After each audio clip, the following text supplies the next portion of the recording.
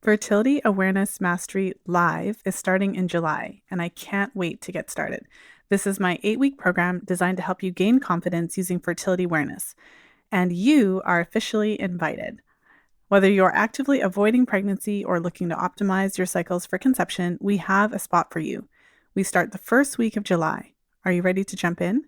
Head over to fertilityfriday.com/fam to register today. That's fertilityfriday.com/FAM. And make sure to join us before June 30th to take advantage of early bird pricing. This is the Fertility Friday podcast, episode number 318.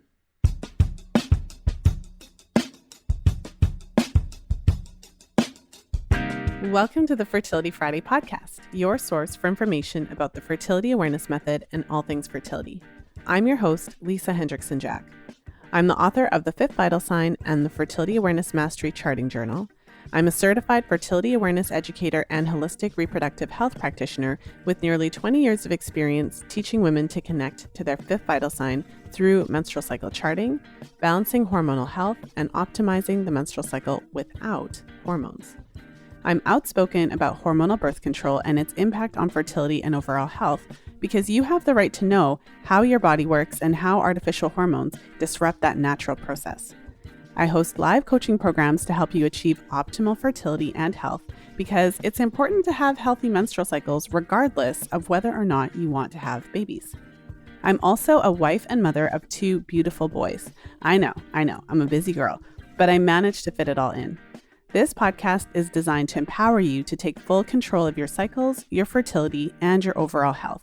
And I'm so excited that you're here with us today.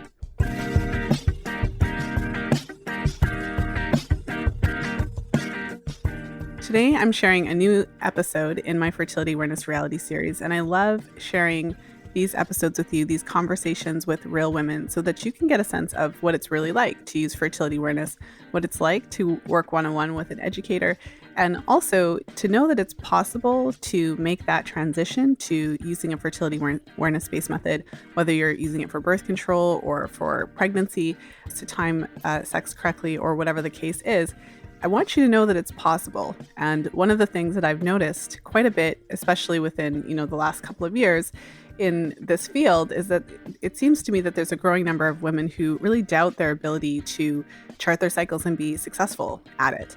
Doubt their ability to be able to prevent pregnancy without hormones. And, I really believe that this is evidence of a successful marketing campaign by the drug companies who manufacture and sell birth control. So, I was looking it up the other day and, the market for birth control is in the billions, like 20 something billion dollars annually is what drug manufacturers make from birth control. So it's very profitable to discourage women from using non-hormonal methods. It's very profitable to, make women feel like non-hormonal methods aren't reliable or effective or couldn't possibly work.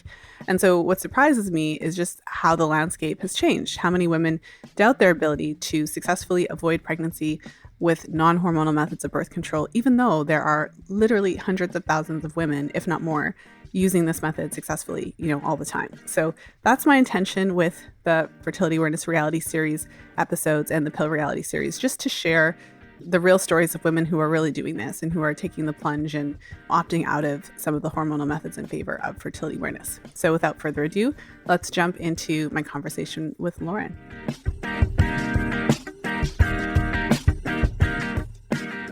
And I'm excited to be here today with Lauren. Lauren is a member of my current 8-week Fertility Awareness Mastery group program, and we're at session 5 or 6. So we're about halfway through the program, and I'm really excited to have you on the show today. So welcome to the show, Lauren. Yeah, thank you for having me. I'm excited to be here.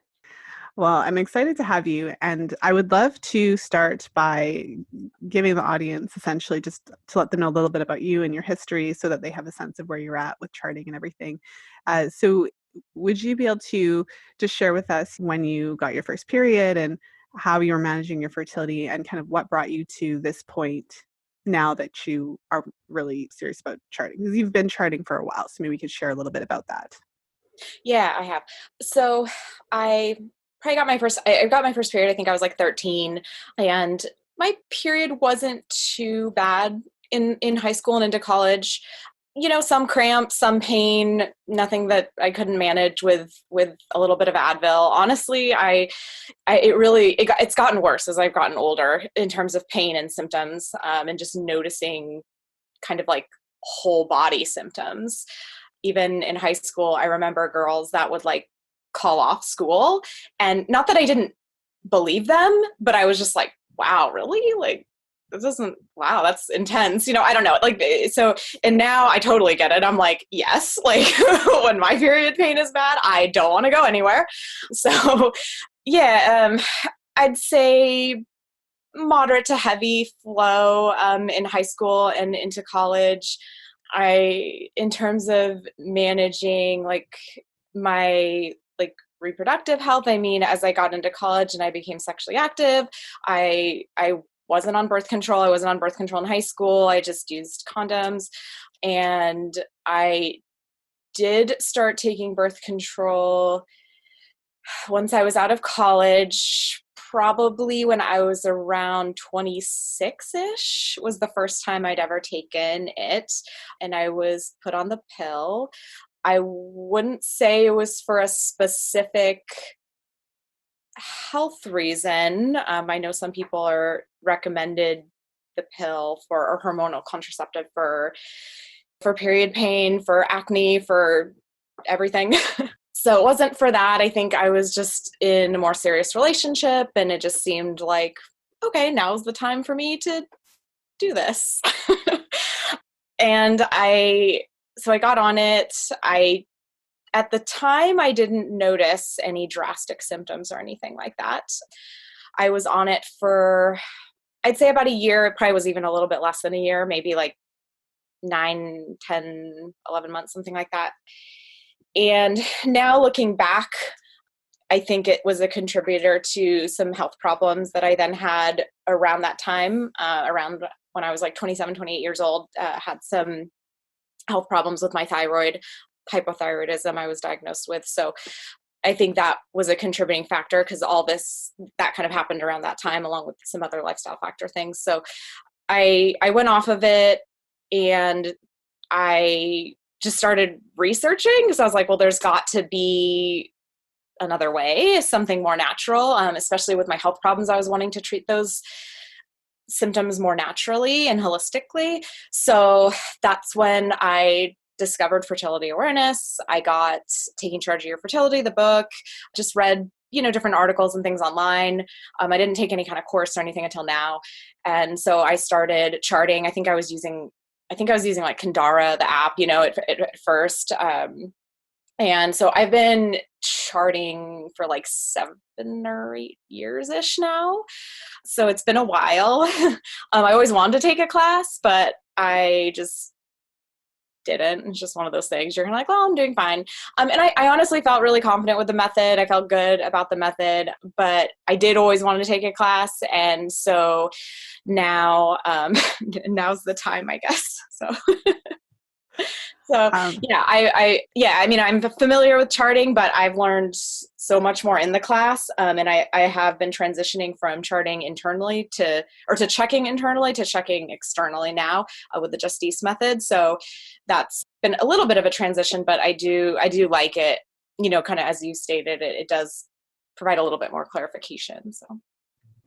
Well, thanks for taking us through that. Yeah. I probably say this a lot. I think I do say this a lot, but it's really interesting to be on this end of the conversation because you essentially took us through like 15 to 20 years of your life in the last couple of minutes.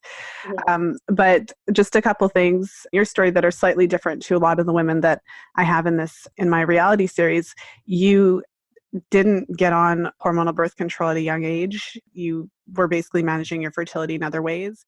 And then you went on it, but only for a brief time in your mid-20s. So you had already been cycling for a long time, a short stint. And unfortunately, in your case, it seemed to coincide with a lot of these health issues. So it's kind of like, we'll never know for sure if it caused it, but it seems to coincide with some things that happened at that time. And then you had actually already been charting for many, many years before you jumped in to the course. And so, I mean, I love having women of all stages. So it's really helpful in the class to have experienced charters. It's also helpful in the class to have women who have no charting experience. And so what I think it's nice is that wherever you're at, there's always more to learn and more to add to it. And to kind of speak to your experience. So when I started charting, I did the same thing. I bought Taking Charge of Your Fertility, and I was charting internally. And so I've gotten to the point where I like to just share that, I'm not trying to say that there's one way to chart, because there obviously isn't. There's multiple different fertility awareness based methods, and there's positives and negatives to doing things in different ways. And so in many cases, like if you're checking your cervix, you're still going to check internally. And so we talk about, what to do if you see mucus in that case, and how it's different to charting it. So you know what I mean? Like, just so that the listeners aren't thinking like, oh, you're doing it wrong. You're not doing it wrong. There's positives and negatives to doing it in different ways. And it really boils down to like, which fertility awareness based method are you following? And then if you're aware of multiple methods, you can actually kind of pick different pieces from different things and kind of make sure that it's the best fit for you. So just wanted to throw that there. Yeah, definitely. So let's jump into the session part of our call. In our last call, I think we were talking about a lot of kind of method specific things. I have your chart here, so I'll just pull it up. What were you, was kind of at the top of your mind today? What were you most hoping to jump into today? I think some of my biggest concerns, I guess, is just like trying to note everything, trying to really understand what I'm seeing, trying to kind of grasp the mucus that I am seeing. I'm concerned about one of the big reasons why I'm even taking the mastery course is because of, yes, for natural birth control, because I'm trying to avoid pregnancy right now, but also just like as other markers in my health, just because I do have some, underlying issues, I know. And so I have like some lower temperatures, and I am just concerned about maybe my cervical health, concerned about nutrients and possibly not getting enough. So, I have some period pain and things like that. And I definitely know that listening to you, like, that's not right. Like, there's something wrong. Like, pain is normal, but it's not normal. It's normal, but it's not normal. So that's one of the big reasons why I'm taking the class. And so that's, I guess, some of the stuff that I want to talk about in terms of my chart. Like, I have ovulated now. So it appears I've had a temperature shift, and my mucus has pretty much dried up since that time.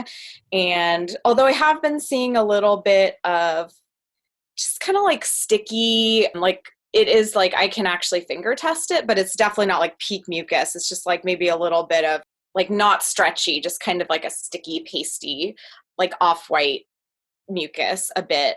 I noticed it a couple days ago, and then I noticed a little this morning, like when I woke up. So I guess, like, is that normal? Or gosh, I hate even that word normal, because it's hard to define what that is. But Well, so you're talking about the kind of sticky pasty mucus that you're seeing now that you're in the post-ovulatory phase. Yeah, just a little. Like, it'll pretty much be like the whole day will be like dry, won't see anything, nothing to finger test, and then like a couple days ago, like I noticed a little bit more towards the evening. So just something like that. Is that something to be expected? I mean, if you're seeing non-peak after like your temperature shift, that wouldn't be like a double peak situation, would it? No. So it's fairly common for some women to see some like creamy, pasty type cervical fluid after ovulation. And in your chart, we have confirmed ovulation. We can confirm ovulation with both your mucus and your temperature, because your mucus, you had some clear stretchy mucus that stopped, and that coincided with your temperature rise. And so your temperature rose and stayed high. So in this case, we can be confident that ovulation did take place. And so when you're seeing like that lotiony, cloudy, sticky type cervical fluid post-ovulation, it's not a sign that you're fertile again. It can be related to a few different things, and is just for, let me just take a peek at your previous chart. So in your previous chart, you didn't really note a whole lot of that. Yeah. So do you have a sense from kind of previous charting, is it pretty typical for you to see some kind of lotiony mucus post-ov, or was this kind of like a specific, like, oh, this is different? I would say no. It's not necessary. Well, when I was checking internally, yes, because like you always see mucus when you're checking internally, and like even when you're checking internally, I think you can very much tell the difference between like peak where it's like egg white and stretchy and you can stretch it like an inch. I mean, like you can very much tell the difference between that and then just like vaginal cell slot, just kind of like tissue, and it is more that sticky kind of feel. I mean, so that's why I think even checking internally is like it's possible to work. I mean, obviously I used it for a long time, so it like works. But so I would say no, it's not necessarily super common, but like now I'm charting so much more specifically and just like really noticing, like trying to note down everything and really make a note of every single time I go to the restroom, before I shower, after, I'm like all the different times throughout the day. So it's just like the level of what I'm noting is so much better than before. So it's kind of hard to even, it would be like, Yes, after that makes sense. yeah, like after I go through a few cycles, like charting this way, then I think I'll have a better idea. Cause even like in like pre-ovulatory phase, like I kind of thought like, oh, I wonder if my mucus production's even like that great. Like, I don't even know if I'll see that much based on like last cycle, but really I do. I mean, if you're really looking closely and really paying attention and checking every single time based on this chart, it's like, yeah, I did see things. Oh yeah.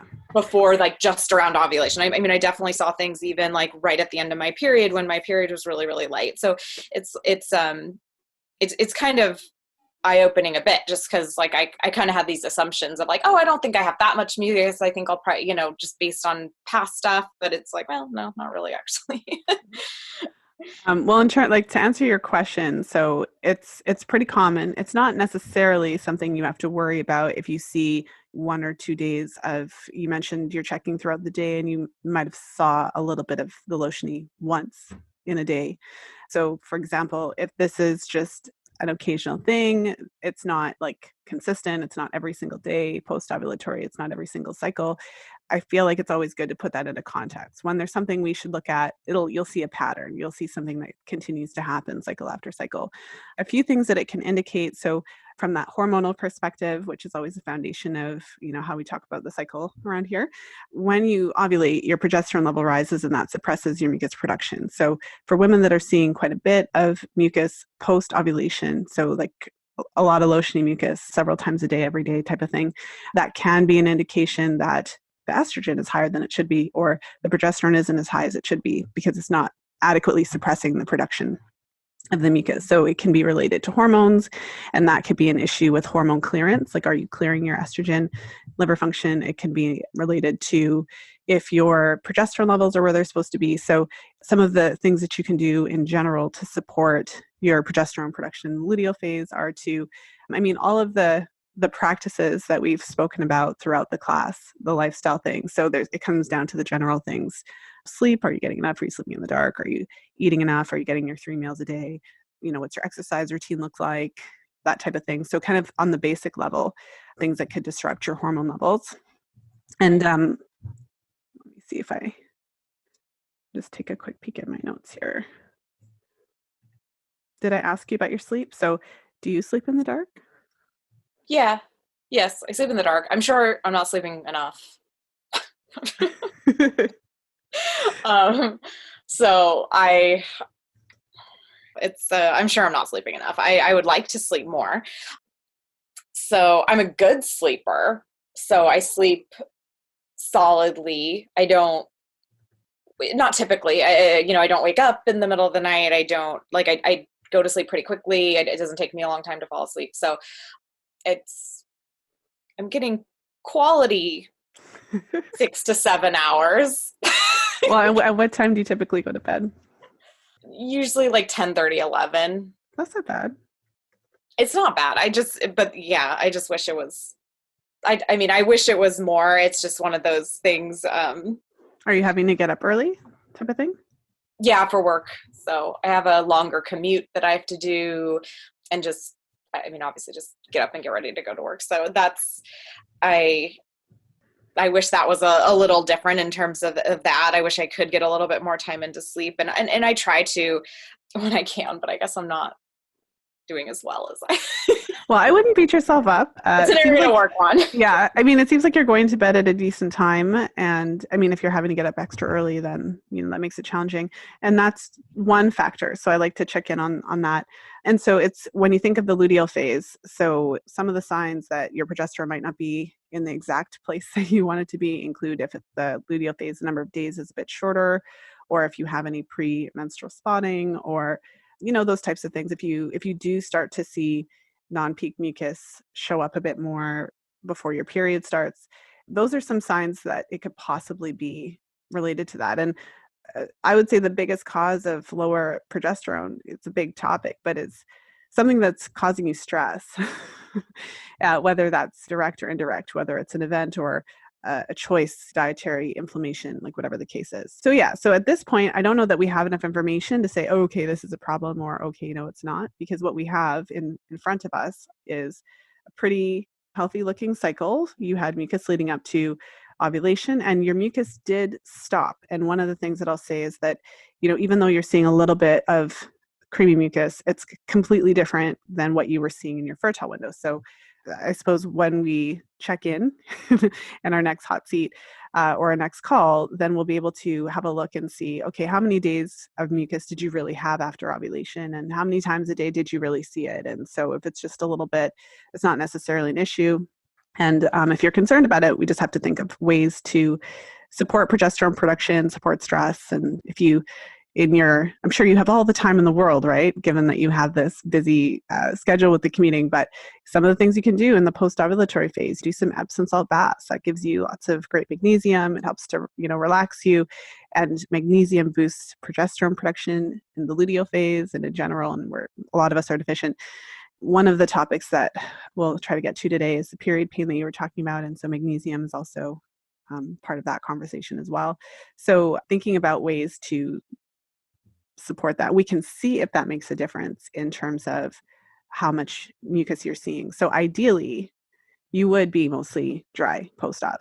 Yeah. Ideally, you wouldn't really see any, but I wouldn't say that seeing a little bit is necessarily a problem. I think you get what I mean. Yeah. Okay.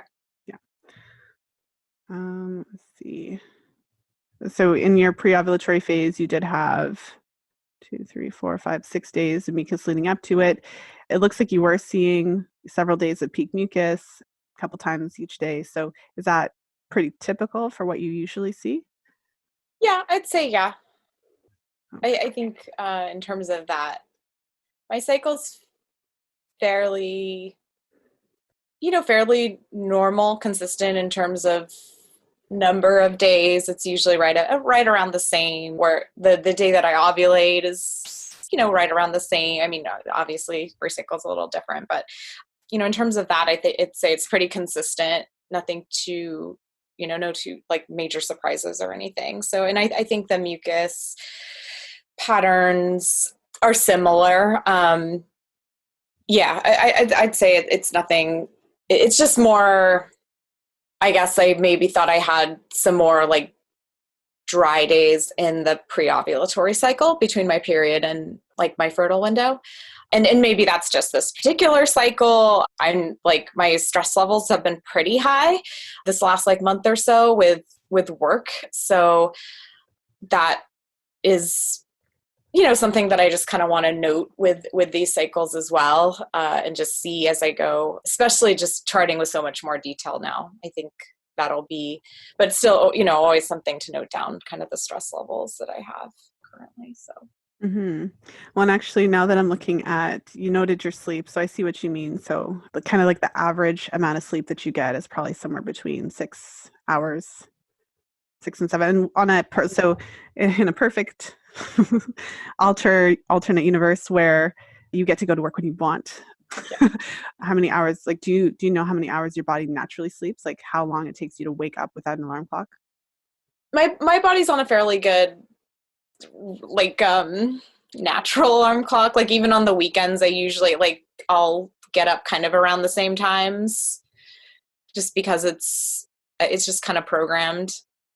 I wake up fairly. I mean, I've always woken up like fairly easily. There's like I'll wake up before my alarm clock even goes off. I mean, like mornings aren't too bad for me and haven't been. But would Uh, you say that like but I'd 6 like hours more. is Like I could ideal? sleep for like I think like I don't know. Like I could sleep for more, but I don't know if it's just like a mental thing where you're like, okay, you got to wake up now. Well, yeah, I mean it's kind of a tricky question because there when you are in your circadian rhythm is a real thing, and so when you're used to waking up at a certain time, certainly your body will wake up at that time, and it's kind of hard to answer that question when you've been in a rhythm for a really long time. Yeah, yeah. The question of if you were fully rested, how many hours would you actually sleep? So, and it's not the same for everybody. So there's no like everybody needs to have 8 hours. So there's some people who would say I need 8 hours or I need 8.5. There's some people who would say I need a solid 7, or some people that would say like I need a 7.5. But that's certainly a factor. One of the things that you mentioned was your temperatures, and so when I look at the chart, your temperatures are hovering just under what we would consider ideal. So ideally, the temperatures would be above about 97.4 Fahrenheit. So with your chart, it would be like ideally we would actually like pick it up and Yeah. like put it up about zero point 0.4 or zero point 0.3, zero point 0.2 or 3 degrees. And it's the thing we talked about this a little bit as well, but with the temperature, when you're taking your basal body temperature, your body reaches a state of rest after you've had about 5 hours of uninterrupted sleep. And then the longer that you sleep, the higher your temperature kind of gradually goes up a little bit.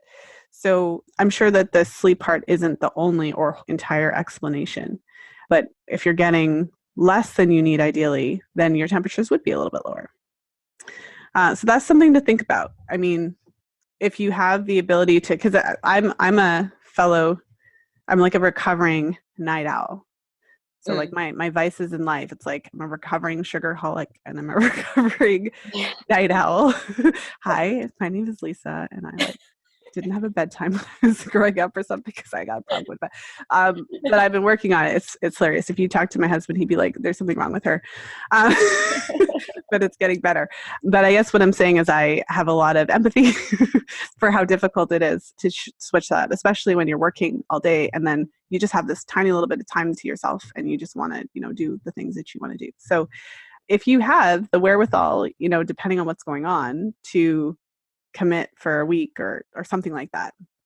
Like if you were like, okay, let me do 1 week somewhere like in the pre-ovulatory phase, like that's super convenient, probably not, where you actually went to bed earlier or something like that for a full week, that could give you a sense of whether or not that's playing a role. Other factors we spoke about a little bit for the temperatures could be related to nutrient deficiencies. So you just want to look into Yeah. like zinc and iodine and a few other specific things. Yeah. I'd say that is a bit of a factor. I mean, I was diagnosed with hypothyroidism. I take Armour Thyroid every day. It's a smaller dose, but I do take it every day. So even taking it, my temperatures are lower. I think I am kind of working on potentially like an underlying gut issue, either SIBO or Candida, I believe, just based on symptoms that I have. So I think my based on testing that I've done in the past, I think my liver and gallbladder maybe aren't always functioning optimally. And I have taken, I worked with a nutritionist a little earlier this year and actually did kind of go on a really, really, because like liver cleanses can be like super harsh sometimes. So it was like a really, really mild, light liver cleanse. And it actually did seem to help in a lot of ways with various symptoms, but as well as my cycle. I noticed, less period pain and a lot, just less anxiety and stuff like that, which I've kind of been struggling with. So throughout my cycle, so that has helped. So I think there's definitely an issue with that too. And if my liver and gallbladder aren't functioning optimally, I think that can be part of that's tied into like the nutrient issue. And I eat really good quality food. Not that I mean, you can always do better and eat less sugar, but COVID isn't exactly the best time to like gauge all our health right now, but COVID and protests and everything, the world, it's maybe not the best time with everyone's stress levels, but it's, I think that is, my gut health is definitely, I would say, affecting then, the nutrients that I'm getting or lack thereof, and also my hormone, how my hormone production and stuff like that, I would imagine is probably affecting it. So. Mm-hmm. Well, yeah, I mean, in terms of the temperatures, certainly there's a lot of different factors that could be playing a role. And from that nutrient perspective, iodine is often highly overlooked. And so if you have the ability to do testing, we talked about the iodine loading test. A lot of people are really quick to say things about iodine, like, if you have a thyroid issue, never take it. And that is not a thing you can say, because a person can have a thyroid issue and a deficiency. And so in order to identify if there's a deficiency, the most scientific way to do that is to test it, as opposed to being dogmatic about it and just saying people who have this condition should never take this. And the temperatures are the real-time information. So your temperatures are low. I've seen lower, put it that way, but they are I'm not the worst. definitely not. They are in that kind of suboptimal, but they're not like off the chart the whole time. But with that said, certainly you can do some like you could test your zinc levels, but it's interesting, the same nutrients that support overall temperature regulation, which can be one of the factors, of course, also affect the thyroid. So, iron, iodine, zinc, selenium, ashwagandha is a supportive thyroid nutrient. So you just want to take a look at those things and ensure that you're getting enough, as well as magnesium. And this also leads to the conversation about period pain. Did you want to switch it up and talk about period pain for a minute? Yeah, that's fine. Also, just really quick, I'll throw in, since I have been charting for a while, I really should this kind of just came to me. I really should try to pull up some of my old charts, because I know at times in the past I've gone into like the 98s, like maybe post-ovulatory, maybe, pre-ovulatory starting in the 97s, but then being a little higher and then going into the 98. So I should try to review those and see just kind of, okay, what time of my life was that? Obviously, my charts definitely weren't as detailed as they are now. So it's not like I'm going to be able to pinpoint exactly, but you can kind of get a general idea of like, oh, okay, well, my stress levels were less then, or I was doing this kind of lifestyle thing then, I was exercising more, I was eating this way, or I was, just something to maybe give me an idea. So that kind of just came to me. So I should pull those up and take a look. So, but yeah, we can talk about period pain. Well, yeah, and in that vein, it's not just one thing. So it's kind of like, if it's related to nutrients, which I think is important to look at when you do have a thyroid issue, because if you have a thyroid issue, it does help overall to make sure that you're getting enough of those thyroid supporting nutrients. But with that said, I've had clients who have really low temps because they skip meals, because they aren't getting enough sleep, because they're really stressed, or because, so there's a lot of different things that you want to look at. So so I think that, if you've got those previous charts, you might be like, oh yeah, that was the summer that I was like on vacation and spent half the time by the lake and everything was like, I don't know, but you know what I mean? Sometimes it's like, oh yeah. Unfortunately, I haven't had a summer like that, so I don't, it's not going to be that. All right. Well, I mean, maybe I was just like putting it out there. Maybe that'll be summer that's coming up. Well, yeah. So you mentioned that you've had period pain. So a couple of questions just want to ask you, because it sounds like you've had it pretty consistently. Has this just been a consistent thing for you, like since day one, or was there a time when it kind of ramped up? Like I said, it started, like it wasn't, when I first started my period, it definitely wasn't that bad at all. It got worse, I'd say, after college. So, mid 20s to now, mid, almost mid 30s. So it's gotten worse. It's bad. On the first 2 days, typically I take Advil. The first 2 days, I've even noticed some cycles where I might take a little bit of Advil even before my period starts, because I know it's coming and I can just feel it in my body, and I can feel it in like my hips and in my like thighs, like just kind of my whole like torso area, like is achy and sore. And So it's definitely gotten worse in the last 10 years than it was in the first, 10 years. But even throughout the last 10 years, there's been times where it does fluctuate each cycle a bit. Some cycles aren't quite as bad When was as the last others. time you had a cycle that you didn't have to take Advil? I don't know. Okay. Well, and I then think there was a cycle within, I'd say maybe at least within the last 2 years, I want to say there was a cycle or two where I was able to not take Advil, but I think I kind of managed it with, I do like CBD tincture and stuff like that. So it's still a pain, it's not like I'm not taking anything. So okay, so it's like a consistent. yeah, it's enough. Yeah, yeah. And then generally speaking, so on a scale of 0 to 10, so 0 being no pain, you're on that beach, everything's wonderful. Right. And 10 is like someone stabbing you in the abdomen. Where on average is your pain level? And then where is it like on the worst? Right. I'd say on average, it's maybe like a 5, 6. And that's like managing it with Advil, with pain medication. If like there's been times when I haven't taken, like maybe I'm at work and I'm busy or whatever, and I can feel like the pain starting, but I'm like, okay, whatever, I need to, like, I'm in the middle of this, like I'll get to that. And or if I haven't had access to like Advil or something in my purse or whatever, and it's like gotten like to this point where the pain is like so bad, and then like it takes like forever, I feel like, to get out of that like pain bubble Yes. or something. I call it the window. Yeah, Don't take the Advil in the window. It's like, ugh, all bets are off. And yeah, it's like so far gone. Like horrific. it takes like forever. Whereas like if you start sooner, then it's like, okay, like this is like, it doesn't ever it It's never like a peaks. train. Like if you don't get it Yeah. before it leaves, yeah, it's horrible. Yeah. Yeah. So like when at times when I've like missed that opportunity and it's gotten really bad, then I would say like, I'm not going to say 10 because I'm sure it could be worse, but like 8, 9, like high. And then just takes so long to get it like back down to like manageable. I mean, like definitely moments where I've been like writhing in pain, like on my bed or something. So, like high 8, 9. But I mean, typically I'm able to take pain meds before that starts. And I mean, most every cycle I'm okay with that. I carry Advil with me like in my purse everywhere I go. So it's like, you're prepared. So it's like a 5, 6, I think is probably a good average. Okay.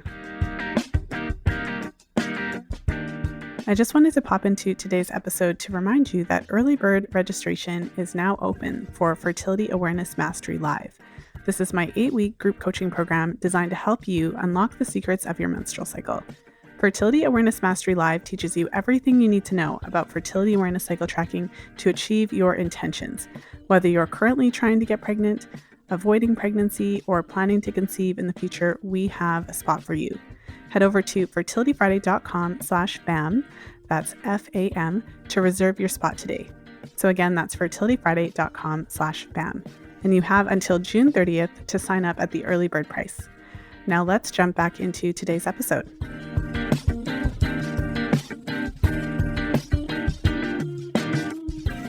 Okay. Well, thank you for sharing that with me. That actually, like, you were me in terms of this. That was me. I had Advil in my car. I had it at work. I had it at my bed. Like I had it all the time. It was always in my I literally get like anxiety if I like don't have stuff like that with me. Yeah. Yeah. That's like, well, my anxiety, that's a whole nother episode. But yeah, like I literally get, if I'm like not prepared with things like that, it yeah. Yes. Okay. Well, so I want you to know that there's hope because like I said, I was you. This is interesting because I've spoken to a lot of clients, just as the way that you're describing it sounds a lot like my experience to some extent. So we talked a little bit about pain, period pain in the class, but I'll just kind of reiterate that, super common, your experience, and any other situation where a person is writhing in pain on the floor is considered to be a problem. So there's something wrong with our society. Yeah. But that, Also a whole nother podcast yeah, episode. also another to be continued. So a few facts that I think are really, really helpful because I feel like if someone, I think to some degree, some of this was explained to me when I was younger in my charting days when I was taking my charting classes, but not to the extent that I was able to fix it like in my early 20s. But women who have moderate to high pain have higher levels of specific inflammatory markers. One of those markers is prostaglandin levels, and prostaglandins are a group of lipids that are involved in your body's response to inflammation. So, what a period actually is a normal inflammatory process. So, some degree of inflammation is required. It's normal, it's part of it. So, inflammation and tissue damage. Your tissue is literally dying and then it is being shed. And in order for that to happen, the prostaglandins, one of their roles is to cause smooth muscle contractions so that it can actually remove the tissue. So when things are going well, you would have an appropriate amount of prostaglandins and you would have sufficient smooth muscle contractions to remove the tissue, but you wouldn't be in writhing pain. So in women who have the moderate to high pain, they've been shown to have upwards of 4 times the prostaglandin levels. So essentially, it's just way too much inflammation, more so than you need to just shed your lining, and that's what's causing the pain. So there's other explanations and contributing factors, of course. And for women who have endometriosis, in addition to that inflammatory, kind of overreactive inflammatory response, they may also have lesions that are also doing all kinds of stuff to cause a lot of pain. So what do you do about it? You've already discovered that ibuprofen, so ibuprofen works not for everybody, and there's limits of it. So to be clear, I'm anti-pain. And if, like when you're in the stage that you are now, you have to take what you have to take. Right. So I've spoken to a number of women who will say like, well, I try not to take Advil. And it's like, well, I don't know what to tell you. Like if you're in a lot of pain, you got to do what you need to do. Obviously the limitation to the Advil is that if you don't take it in the window, you're screwed, for lack of a better word. And also it's like I don't know what it is, but if the bottle says it acts for 6 hours, it's like 6 hours to the dot, then you got to take a next one. So it's obviously a temporary kind of thing. And long-term use, and just a Band-Aid. Like obviously it's not like solving anything. It's not like making your pain go away, like in the long term. It's giving you, yeah, but it's giving you, but I want to acknowledge, right? Like, oh yeah, for sure. It gets you through the day. The challenge, because you mentioned that you have some gut issues, so the challenge is that long-term use is associated then with some of these GI issues. Okay, so what do we do? Everyone wants the quick fix supplement, and anyone who's had heavy or high pain has tried a lot of things. And so it's really important to consider an approach that involves reducing the sources of inflammation, and that being just as important as supplements that can directly reduce the inflammation. So, because what I want for every woman alive is a way to reduce and eliminate the pain. So if I were to ask you like, well, what if we could get the pain down to like 2 or 3? Yeah. Who isn't going to raise their hand and be like, well, yeah, what if we could get the pain down to 0? But the thing is that as you would anticipate and expect, it may not just be one cycle it's done. It's typically a process that takes a bit of time. But I just want you to know that, yeah, we can do this. So a couple things that can, from the position of like reducing inflammation, and you are already eating really clean. So some of these things you have likely already done.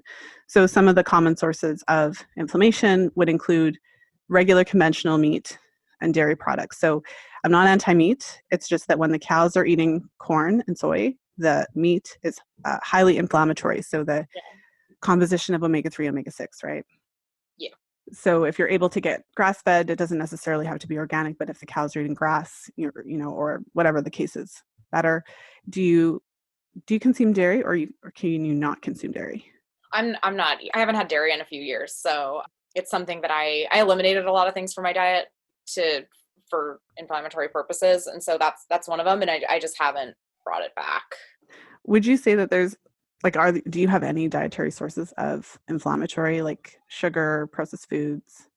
I don't have any processed foods. I pretty much cook all my own food. It's all organic. It's grass-fed. It's like I don't use any of the vegetable oils. I mean, I haven't done that for years now. And when you made those shifts, did it make any difference? Oh yeah. I mean, I'm trying to think about the shifts I noticed in my period. I mean, in my health, huge shifts, like I was having really very like kind of typical thyroid issues. Like I had no energy. Like I would sleep for like 10 hours and wake up and like have to go back up to bed. I had like massive brain fog where like we probably wouldn't even be able to have this conversation coherently, it was so bad. Like I was like 27 years old and I like couldn't read like a book, like a page of a book and comprehend what I just read. Like it was bad. So and even before that, I had been gluten-free. I've been gluten-free for probably like 10 years or something, like a long time. So then I eliminated even more stuff. And yeah, so went on like a paleo diet basically. So I like even sugar that I have, not to make it better, I'm not having like processed sugar. I'm not having like high fructose corn syrup. I have like maple syrup or, honey so it's in its natural forms. I still consume too much at times. And that's something that it's just like you can be eating like a healthier diet, but you can still find the unhealthy things to eat in that diet. So occasionally it's like you can be vegan, but you can still eat crappy as a vegan, or you can be paleo and still maybe not be eating the best. So there's definitely times where probably I consume a little bit too much sugar, a little bit too much, even starchier things like sweet potato or starchier veggies and stuff. So those would But be my it's vices in my diet, I guess. I mean, like overall, I know my diet's pretty good, but there's still like work that can be done, I guess. That's what I'm saying. well, it sounds like you've though taken care of it.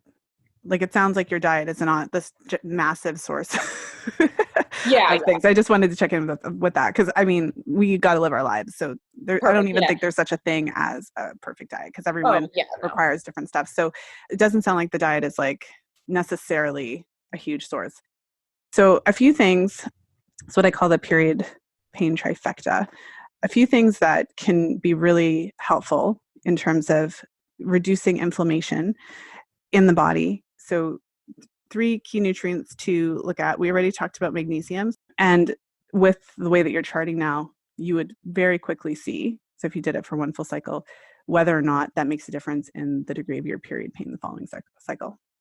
Zinc, in addition to that, and so the reason it's not just kind of like this general, like, because it's magnesium, there's research that has been done, and I found a couple interesting studies where they can measure these prostaglandin levels, and the study group who was taking the magnesium throughout their cycle, in this example, the magnesium group experienced a 45% reduction in prostaglandins.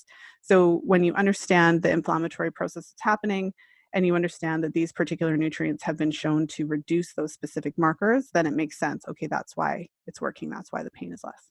Similarly, zinc is a really potent anti-inflammatory nutrient, and apparently a lot of us are deficient in it as well. There was a study here that found that when the participants were given zinc specifically during the days leading up to menstruation, it decreased the severity of the pain. And it's different to Advil because you would take the zinc, and you could also do this with magnesium. I also have here listed fish oil, but you can take these nutrients specifically during the week before your period starts. Mm-hmm. So if you're not comfortable doing supplements all the time, you could actually target. I mean, magnesium I'm on about all the time because most of us are deficient. Otherwise, you could specifically target the week before your period. And what's different to the Advil is that it's kind of like it lowers the whole pain Mm-hmm. for the duration of time, as opposed to with Advil, it kind of like temporarily reduces it and then it pops back to exactly where it was. Yeah. Like it takes the whole pain down a threshold because it's actually targeting those inflammatory markers.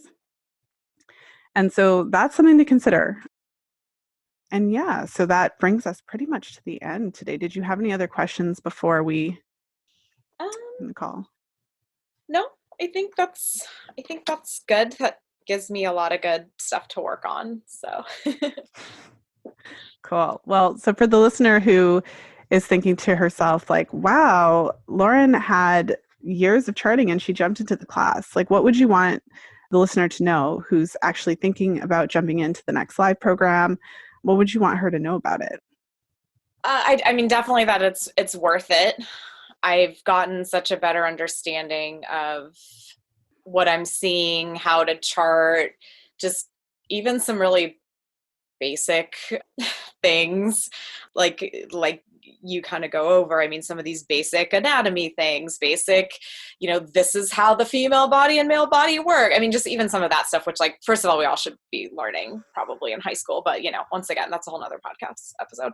So it's just, I mean, just stuff like that. I mean, it's totally worth it, I think, just to know that. And it's just like all women should know this stuff about their bodies. So that factor alone, I think, is really valuable, but just a huge proponent of just trying to understand your body as best as possible and really listen to it, and that, and learn how to be in tune with it. And I've gotten better, over the years myself. And I still want to work on that. And I think just really taking your cycle as just like your book's called, The Fifth Vital Sign. I mean, it is this really key sign to health. And it is eye-opening, even just in discussions with women, since I've started taking this class. Even like a coworker, she was mentioning, she's older than me. She's probably early 40s. And she, saying like, oh, I didn't have a period for years. I didn't have a period for years. And she just said it so matter of factly. Like, it's just like, well, I didn't have, and probably kind of liked it maybe, like, oh, hey, I don't have to deal with a period. But then it's like, she definitely had some fertility issues. I mean, she has a daughter now, but I mean, they definitely struggled, I think, to get pregnant. And that was really hard for her. It sounds like a number of years. And it's just even in that conversation, I'm just like, wow. I mean, you're just like, this is so normalized, these experiences that women are having. So, and it's really saying so much. And someone should have, it's like, you wish you could go back and say, okay, someone should have told you that not having your period is like not normal. Like, that's a big deal. Like, you need to look into that. And that is why I think the class is also very, very much worth it, let alone whether you're trying to conceive or not trying to conceive. It's just that kind of that fifth vital sign knowledge, and tapping into that, I think, is really the critical thing. Yeah. It's interesting, because once you see things from that perspective, then all of like so much of what is commonly said sounds just like, wow. Yeah. So one last question for you. For the woman who's listening who's on the pill, one of the things that I've found, I'm 3 years older than you, so we're similar age range. So when I was in that age, just finishing high school, and for me, that was first couple of years of university was when I became sexually active. At that time, there wasn't this idea that like, if you're not on the pill, it's just a matter of time until you get pregnant. I feel like back then it was still presented as a choice. And so there were women who weren't on the pill who didn't want to get pregnant and managed in other ways. And like, that was pretty not like, it wasn't this big deal, but now it seems different. So I'm seeing a lot of women who have been on the pill for a really long time and are just petrified at the idea of coming off when they're not trying. So do you have anything that you'd want to add and share for women who are in that position? I was really motivated to I did go on it. I mean, obviously I wasn't motivated to get on it right from the get-go. I mean, I was fine and comfortable not being on it. So that's a little bit of a different experience too. I think some people maybe start out at a younger age feeling like they need to go on it. And, I think that's definitely kind of something that's sort of societal pressure on young girls. But I was really motivated to come off of it for health reasons. So I think when you do have problems like that, that can be this like big factor of like, okay, I'm going to change anything in my, to make myself feel better. Like, I feel so bad that like I'm willing to do whatever it is to not feel like this anymore. So for me, that was a really big motivator. So some people, I think, feel fine maybe, or they normalize some of the symptoms that they have. But in my opinion, kind of with so many health issues, and is like, these are just Band-Aids. Like, these are just like masking these symptoms and masking your cycle, and just kind of, like even some of the pills, like you're not even having a period for years or whatever. I mean, it's just like, I don't know, like putting it just like our emotional problems or things like that in life. I mean, just like setting it aside and not addressing the problem, it doesn't go away. It's not going anywhere. It's still there. And it's, to me, I think everyone should start thinking more about long-term health and not just immediate health. So for me, that was a big factor of like, I just don't want to be like, I don't really want to be on any medication for super long periods of time. If I don't have to, I want to live a long, healthy life. I want to live a long a long life where I feel really good in it too. Not just like, oh, I live a long life, but I have like all kinds of health conditions. So to me, that's, kind of thinking that long term and not just in the immediate of like, oh, this is convenient for me right now.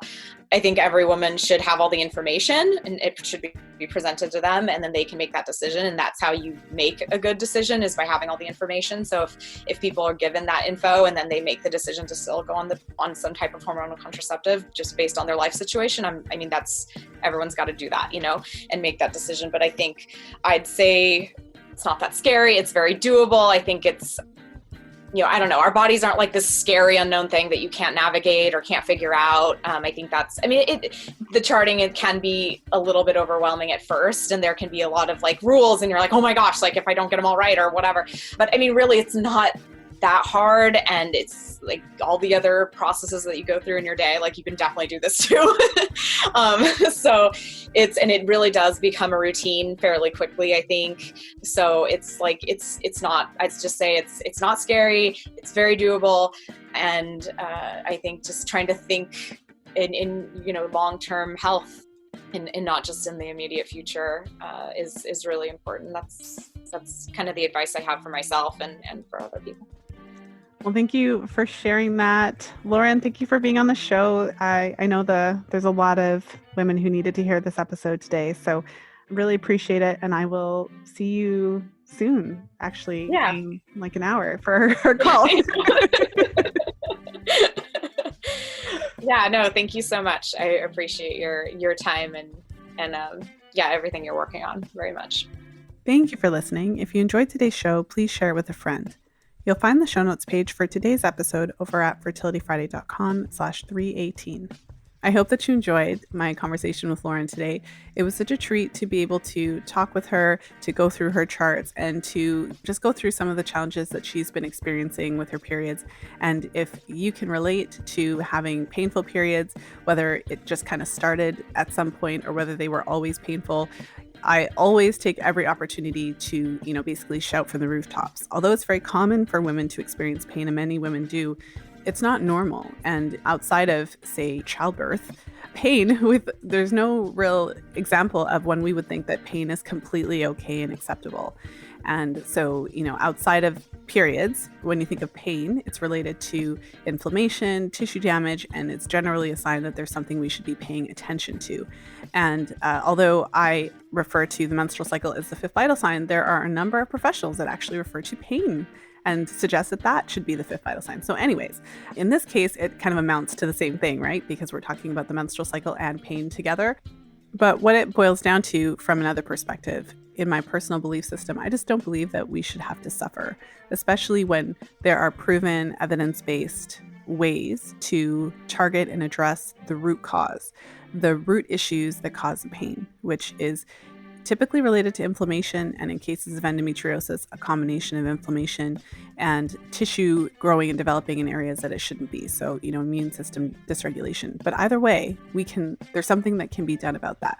So I hope you enjoyed that aspect of the conversation, as well as the overall message, which is that if you are kind of on that fence or leaning towards non-hormonal methods, I just want you to know that it's possible to do this. And for me, when I was at that stage, I was trying to figure out how I was going to manage my fertility and what method of birth control I was going to choose. I just wanted to know what was possible. I wanted to know what all of my options were so I could decide what was best for me. And so ultimately, that's what this is all about. That's what the reality series is all about, because most women aren't even aware that the fertility awareness method exists, let alone that it's an option, a legitimate non-hormonal birth control option that is up to 99.4% effective when used correctly. So putting it on par with other hormonal methods, provided that you take the time necessary to learn how to use it. So that is ultimately the message. You can do this. If you have gravitated to this method for one reason or another, you found yourself listening to this podcast. How did I get here again? What did I search? How did I find this podcast? But either way, you're here. So that's the takeaway. If you really gravitate to this and if it resonates with you, and if you are feeling that desire, like, you know what, I really want to know what my cycles are like. I haven't had the best experience on hormonal birth control, or I didn't know this existed and I really want to give this a try. Either way, you're here for a reason, and I want you to know that you can do it. So if you're new to the podcast, certainly head over to fertilityfriday.com/FAM, FAM reality. So fertilityfriday.com/FAM reality. And that's where you'll see the list of all of the Fertility Awareness Reality Series episodes. I should really count them because I don't know how many there are by now, but there's quite a few. And so it's a great series to listen to just gain additional nuggets and tidbits about fertility awareness charting, and also help to build that confidence that, look, there are tons of women actually doing this and I can do it too. So with that said, thank you so much for tuning in today. Thank you for helping spread the word about fertility awareness in general, and of course, Fertility Friday and the podcast. Thank you for sharing the podcast episodes with your friends. And of course, as always, until next time, be well and happy charting.